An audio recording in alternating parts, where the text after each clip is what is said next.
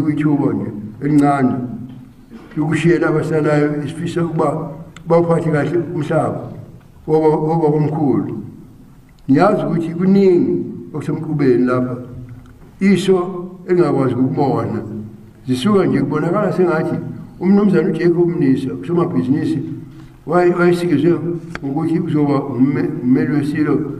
noseshili incwadi yakhe lapha kusho khona isilo sasimqokile impela. Kuyezwakala ukuthi bahambe eqoshwe ngokuthi inkosi uMzimela iyoba ithununu yesayo iminyaka emfishane sengena yena. Usho nokusho ukuthi inkosi uMzimela ibhulambethe lakhe. Kuyezwakala futhi ukuthi umnumzana uMnisa khona amahlebezi ukuthi wayelekelela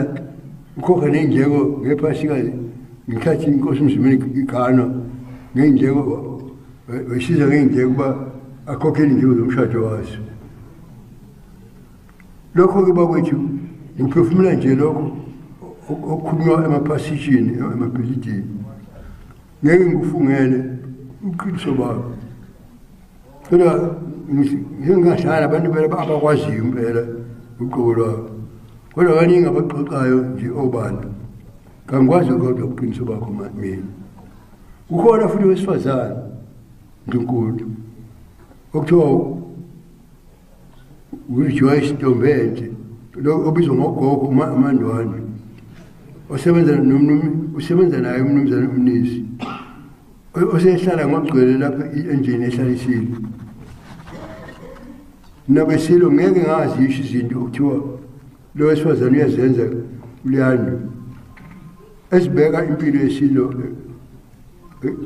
engcupheni. Kukhona nokwedlula izinto ezingedluli kahle empilweni yesilo. Ngomhlangano wamakhosi ngakhipha angazi noma bayenzile ibayede trust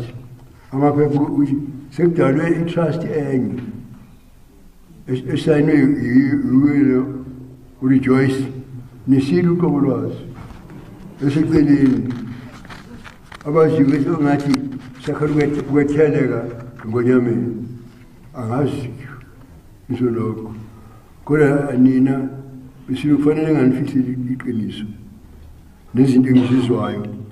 ngizizwe ukuthi lezi amahlebezi. Ngesikhathi ngithanda nesilo ngesonto ngabeka esilweni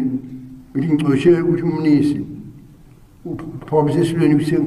usengigugile mina akabeka umntwana wominya uvanana abe ngidlula enkulu wakhe. Isilo asiphawulanga lutho ngalokho, kodwa umntwana wababazela umntwana wathi umntwana ngoba ekhona wanje awu ngaphambi kwalokho ngase ngizwile ukuthi umnumzane Mnisa kufanele sibeke umntwana kulo semncane ngoba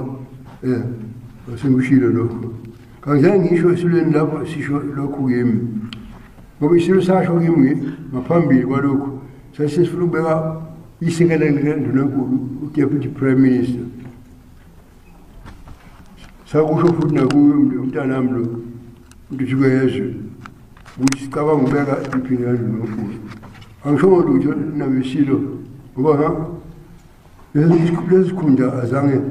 sibe khona embusweni waKwaZulu somsekeli weNdunankulu. Ngifisa ukucacisa ukuthi niyazi futhi nabenkosi ukuthi sengakusho kaningi ukuthi ngasicela isilo esibuzileyo uNdlobombane kudala ukuthi sibeke unduna waso. Sakuziba isicelo sami saqhubeka singisebenzise njengoNdunankulu njengoba nonke nazi kahle kwaze wafika isikhathi uNkulunkulu asephuce yena abuze. Ngifisa ukuba uPaula uthi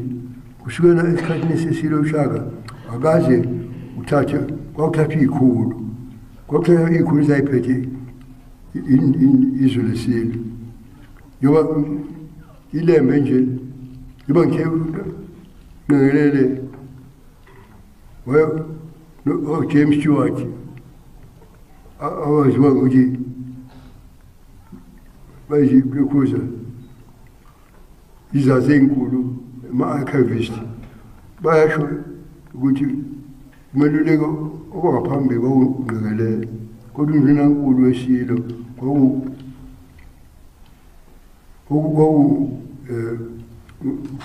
ungomane asuka naye komthetho ilemu wayephethe isizwe komjeji isilujingana sabeka undlela kaSompisi wasizwe kwaNtuli inkosi uMpande wabeka uMasipula kaMama isisekwantshakazi iSilo kuletshwayo sabeka umnyamana kaNgqengelele wesizwe sokuButhelezi owaqhubeka kulesi sikhundla sekunesikhala emva kokuba iSilo sisithathiwe abamhlophe nalapha zathatha inkosi benomntwana wakwaminya umntwana Ndabuko emzini kaMnyamana ekushumayeleni akukhulela khona emzini wakhe wasekushumayeleni iSilo babamkhulu mama inkosi Dinizulu sabo simnyakana nje engiyosana ngoba sadingiselwa esendelina siselibhungu ngamangisi emva kokuhlasela inqobo kaMandlakazi egqumeni lakwaNduna sesibuyile edingiseni sabuye samangalelwa kwathiwa sibe nesandla emzabalazweni kaBhambadi echaza ngokuthi uBhambadi rebellion saboshwa iSilo saboshwa lapha eNewcastle kwathiwa sabhacisa umkaBhambadi uMazuma ushiyekile igama lakhe nendlela zikaBhambadi akholekile osuthu bese kuthiwa ngalokho-ke uyakhombisa ukuthi sesihlangene noBhambadi sakhishwa uSilo ngo-1910 esikhishwa uGeneral Botha owayengomunye wamabhunu ayesize uSuthu mhla sihlaselana noMandlakazi etshaneni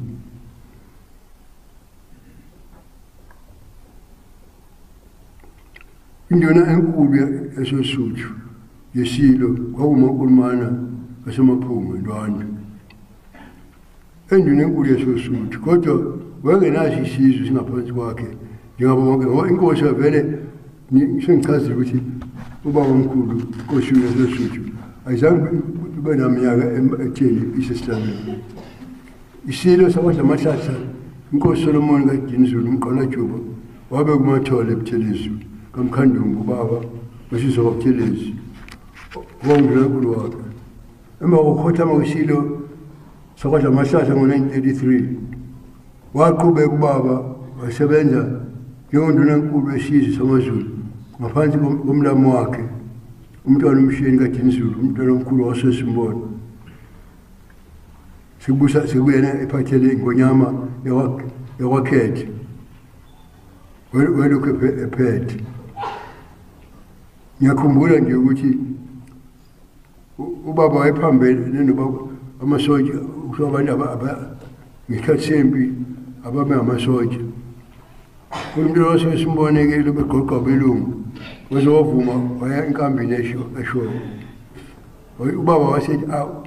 njengoba ngendunankulu angikwazi ukuthi ngathi isibanibani esephumile ekhaya ngihlala ekhaya nempela ey'thombeni nje ezinye babonakala benomntwana waseSimbone befake inyufomu ngiyakhumbula futhi ngesikhathi kukhona umbango wabantwana ngangingane ngesihlakaniphile kwakuzomenyezelwa ngalelo langa ngoba umntwana wakwaminya nomntwana wasematheni umntwana wasematheni umntwana umgibho ayiwethu babethi kwathi ngolunye ilanga besenkosini wadla amahlahla iy'ngane zidlala lapho yashikhomba umntwana uthanda yiphithi umntwana uthanda yiphi inkunzi yey'nkomo kwakuzomenyezelwa lokho kanti kukhona umbango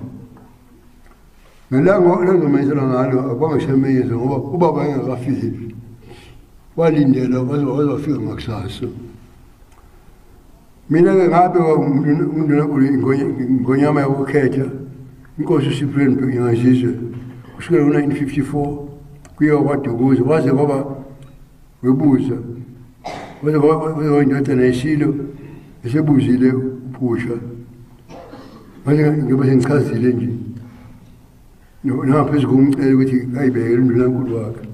manje ngoma manje ke usabambile ke ngindile bayikhombele uNduna wakhe ngashilo ukuthi ukuqhubeka kwami kusemseni wesilo futhi siqoke omunye uNdunankulu anginankinga noba sibekose uNdunankulu ngoba kade ngasho ngimangele kakhulu lapho kuqubuka amampungu emthonjeni indaba emva komhlangano wami nesilo usengishiyile isikhundla samsondunankulu wesilo nombuso wakwaZulu kwathiwa futhi sengicela ukuba isilo singikhulule ngasho silweni ukuthi singiyancikaza ngasitshela ngathi sikhuluma lokhu sikhuluma lokhu manje sengidideka ngoba sengimdala ukuthi ngibambe kuphi ngazi ukuthi noma sesiyiqinisa ukuthi noma eshaya umntana nami ishayele ngifuna ukuba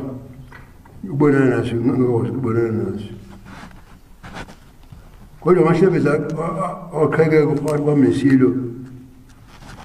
abambele kakhulu lapho kuvela khona washicilwa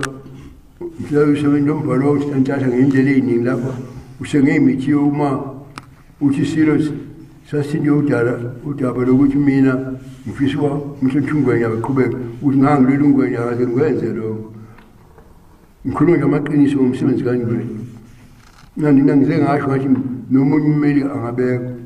angase ngicele ukuthi isilo sibeke bani besikhundla lokho ngoba igunya lesilo engwenje ukhomba nje amakhono kangcwele nomsebenzi awenze nomjokombani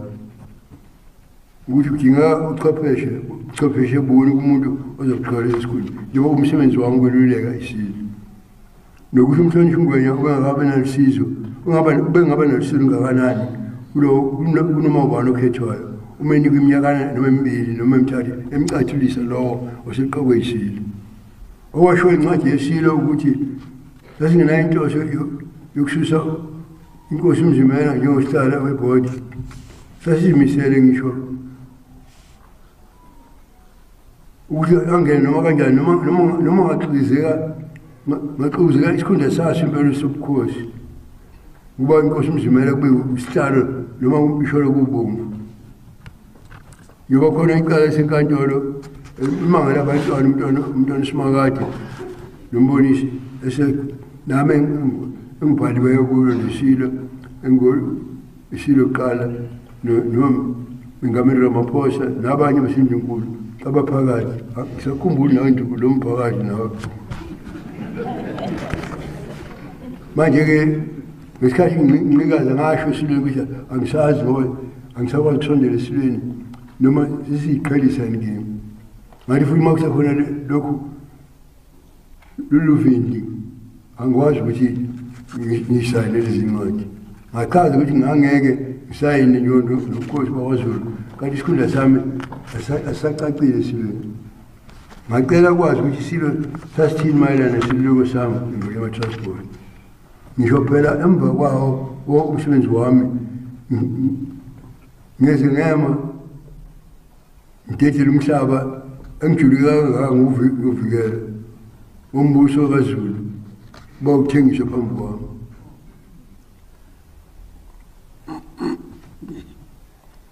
kodwa ngaphambi komhlangano wamakhosi ngacela usombabhizinisi ukuthi asitshene isilo cha ngimisela ukusaya ngizosayina nakho imboloko singenzithi ngisho njalo kanti isilo sesibachithile labamameli bayo abazi yonke into nengonyuluka sethatha laba abaqhamuka nomnisi balempumalanga